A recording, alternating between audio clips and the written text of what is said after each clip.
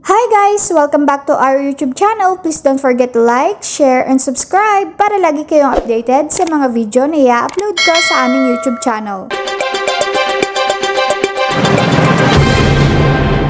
Cash gift. At Actually, Arwel, gusto ko lang dagdagan. Yes, Base sa aking experience nitong kami ay nag-implement nung programa ng Expanded Centenarian, yung aking mga naaabutan ng 10,000 nila, makikita mo yung kanilang kaligayahan. wow. No? Kung baga, masayang-masaya sila, hindi dahil siguro sa amount, kung hindi dahil sila ay naaalala ng ating pamahalaan.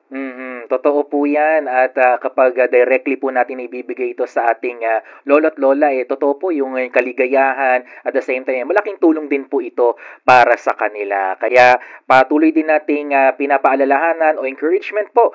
Kung kayo po nasa edad na 80, 85, 90, 95 at 100, matapos po, no, Doc Jean, ng March 17, 2024, pwede na po kayong mag-apply. And also, Doc Jean, ito po bang application natin, pwede rin po ba itong gawing online? Hindi sa ngayon. Or kung mag-o-online registration sila, kailangan pa rin lang isumiti ang mga requirements, no? And in person. Kasi kailangan natin silang makita. Pero yung mga OFWs at saka yung mga naninirahan sa ibang bansa na pasok dyan sa 80, 85, 90 at 95 ay pwede idaan sa DFA ang kanilang application. So doon DFA, CFO, yung ating Commission for Filipinos Overseas, at saka ang DMW, ang Department of Migrant Workers, pwede nila idaan yan doon.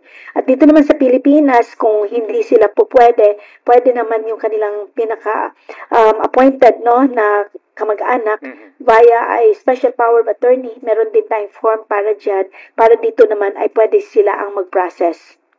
So, pwede po kayo magtungo sa pinakamalapit na OSCA or ang kanilang Social Welfare Development Office ng ating LGU. Thanks for watching! Please don't forget to like, share, and subscribe!